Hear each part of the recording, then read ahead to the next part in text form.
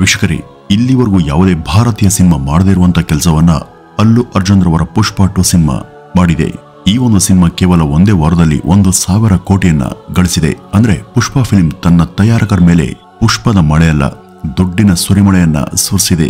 ವೀಕ್ಷಕರೇ, ಒಂದ್ ಕಾಲ ಇತ್ತು, ಬಾಲಿವುಡ್ ನಲ್ಲಿ ಯಾವ್ದಾದ್ರು ಒಂದು ಸಿನಿಮಾ 100 ಕೋಟಿಯನ್ನ ಗಳಿಸಿದ್ರೆ ಆ ಚಿತ್ರದ ನಾಯಕನ ಅಭಿಮಾನಿಗಳು ಆ ಹೀರೋಗೆ ಭಾರತ ರತ್ನ ಕೊಡಬೇಕು ಅಂತ ಒತ್ತಾಯಿಸ್ತಿದ್ರು.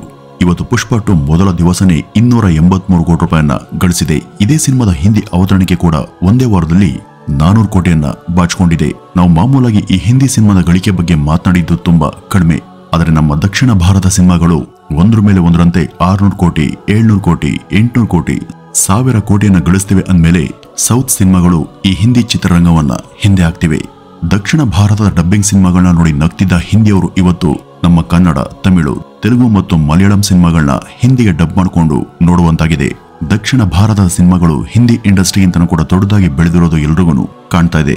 ವೀಕ್ಷಕರೇ, 2015ರಲ್ಲಿ ರಾಜಮೌಳಿ ಅವರ ಬಾಹುಬಲಿ ಮೊದಲ ಭಾಗ ರಿಲೀಸ್ ಆಗಿತ್ತು. ಅದರ ಹಿಂದಿ ಡಬ್ಬಿಂಗ್ ಆವೃತ್ತಿ ಸಂಚಲನ ಸೃಷ್ಟಿ ಮಾಡಿತ್ತು.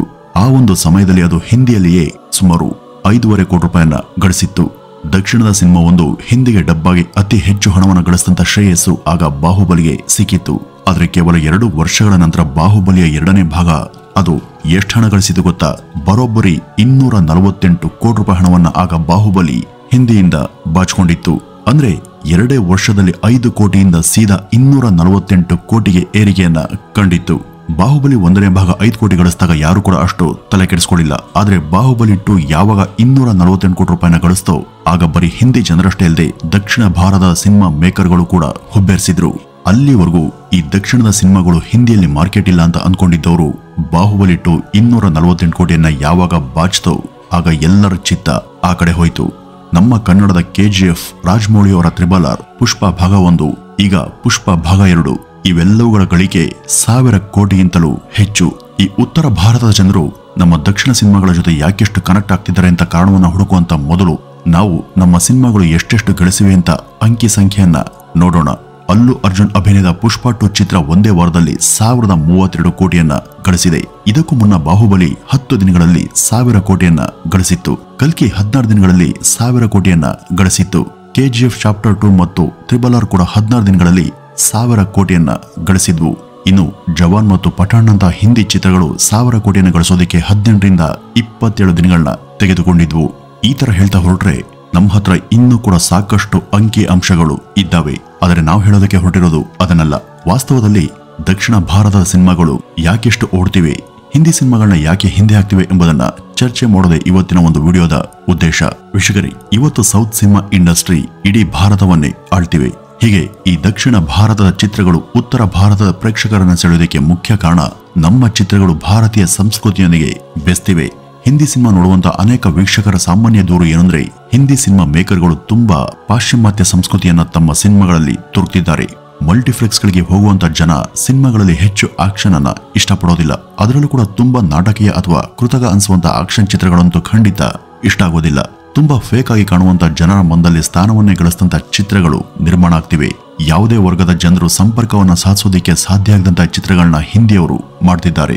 ಆದ್ರೆ ಇದಕ್ಕೆ ವಿರುದ್ಧವಾಗಿ ಸೌತ್ ಸಿನಿಮಾಗಳಲ್ಲಿ ನಮ್ಮ ಸಂಸ್ಕೃತಿಯ ಸೊಗಡು ಆ ಸಿನಿಮಾಗಳಲ್ಲಿ ಎದ್ದು ಕಾಣುತ್ತೆ. ಇಲ್ಲಿ ನಾಯಕಿ ಸೀರೆಯನ್ನ ಉಡ್ತಾಳೆ, ಆದ್ರೆ ಹಿಂದಿ ಸಿನಿಮಾಗಳಲ್ಲಿ ನಾಯಕಿಯರು ಬಿಕನೆಯನ್ನ ತೊಡ್ತಾರೆ.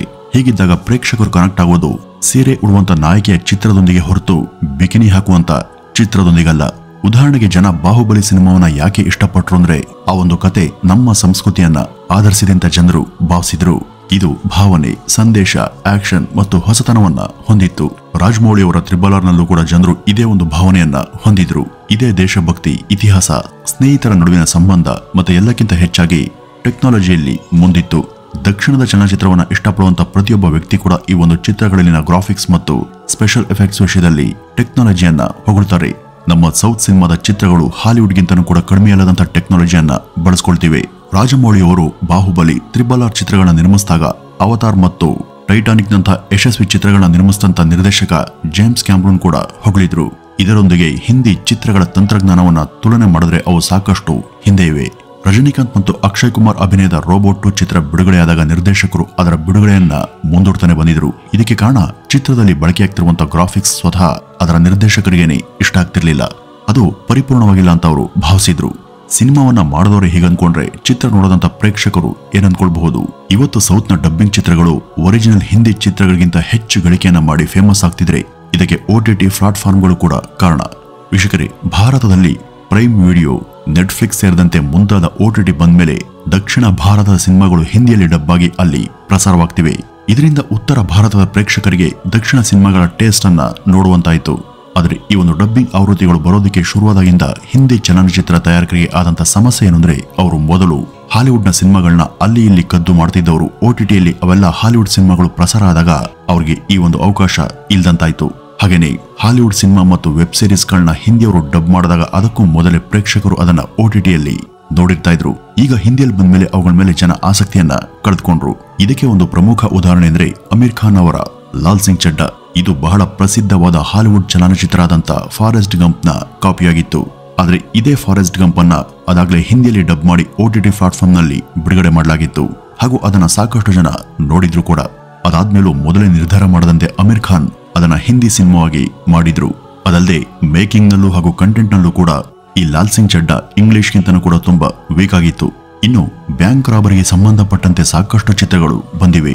ಅಮೀರ್ ಖಾನ್ ರವರೇ ಬ್ಯಾಂಕ್ ರಾಬರಿಗೆ ಸಂಬಂಧಪಟ್ಟಂತ 2 ಸಿನಿಮಾಗಳನ್ನ ಮಾಡಿದ್ರು. ಆದ್ರೆ ನೆಟ್ಫ್ಲಿಕ್ಸ್ ನಲ್ಲಿ ಬನಿ ಹೀಸ್ಟನ್ ಅಂತ ಬ್ಯಾಂಕ್ ರಾಬರಿ ವೆಬ್ ಸಿರೀಸ್ ಬಂದ್ಮೇಲೆ ಜನ ಅದಕ್ಕಿಂತನೂ ಖರಾಬಾದಂತ ಬಾಲಿವುಡ್ ನ ಬ್ಯಾಂಕ್ ರಾಬರಿ ಸಿನಿಮಾಗಳನ್ನ ಯಾಕೆ ನೋಡ್ತಾರೆ ಹೇಳಿ. ಈ ರಾಜಮೌಳಿ ಸೇರಿದಂತೆ ಇನ್ನೂ ಹಲವು ನಿರ್ದೇಶಕರು ಜನರನ್ನ ಥಿಯೇಟರ್ಗೆ ಕರೆತರೋದಕ್ಕೆ ಕತೆ ಚೆನ್ನಾಗಿರ್ಬೇಕು, ಟೆಕ್ನಾಲಜಿ ಚೆನ್ನಾಗಿರ್ಬೇಕು ಅಂತ ಅರ್ಥ ಮಾಡ್ಕೊಂಡಿದ್ರು. ಅದಾದ್ಮೇಲೆ ಅವರು RRR ಮಾಡಿದ್ರು, ಪುಷ್ಪ ಮಾಡಿದ್ರು, ಬಾಹುಬಲಿ ಮಾಡಿದ್ರು, KGF ಮಾಡಿದ್ರು. ಅಷ್ಟೊತ್ತಿಗೆ ಹಿಂದಿ ಸಿನಿಮಾ ಇಂಡಸ್ಟ್ರಿ 2 ಸ್ಟೆಪ್ ಹಿಂದೆ ಉಳಿದಿತ್ತು.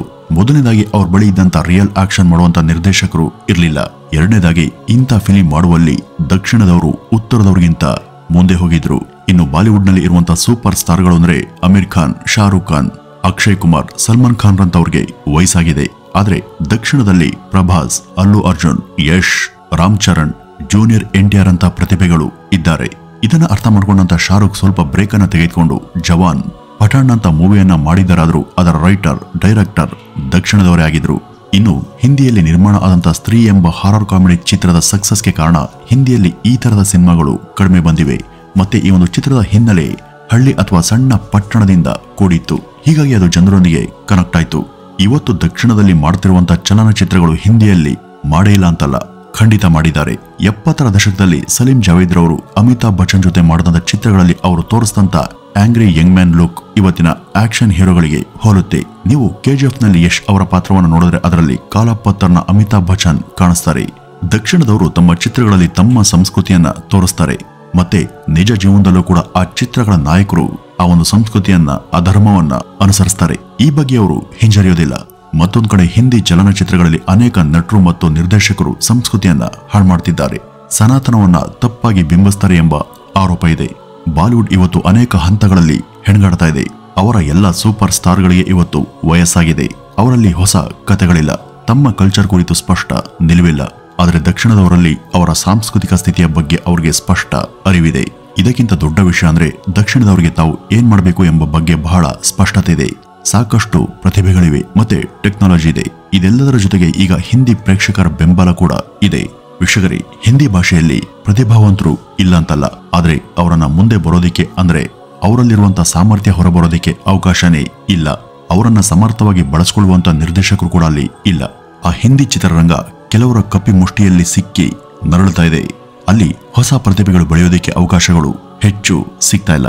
ಈ ಎಲ್ಲ ಕಾರಣಗಳಿಂದಾಗಿ ಇವತ್ತು ಹಿಂದಿ ಚಿತ್ರರಂಗಕ್ಕಿಂತ ದಕ್ಷಿಣ ಭಾರತದ ಚಿತ್ರರಂಗ ಅವರನ್ನ ಹಿಂದಿಕ್ಕಿ ಮುಂದಕ್ಕೆ ಓಡ್ತಾ ಇದೆ. ವೀಕ್ಷಕರೇ, ಇದಿಷ್ಟು ಇವತ್ತಿನ ಈ ಒಂದು ವಿಡಿಯೋದ ಮಾಹಿತಿ. ಇನ್ನು ಇದ್ರ ಬಗ್ಗೆ ನಿಮ್ಮ ಅಭಿಪ್ರಾಯವನ್ನ ಕಮೆಂಟ್ ನ ಮೂಲಕ ತಿಳಿಸಿ ಅಂತ ಹೇಳ್ತಾ ಈ ಒಂದು ವಿಡಿಯೋವನ್ನ ಇಲ್ಲಿಗೆ ಮುಗಿಸೋಣ. ನಮಸ್ಕಾರ.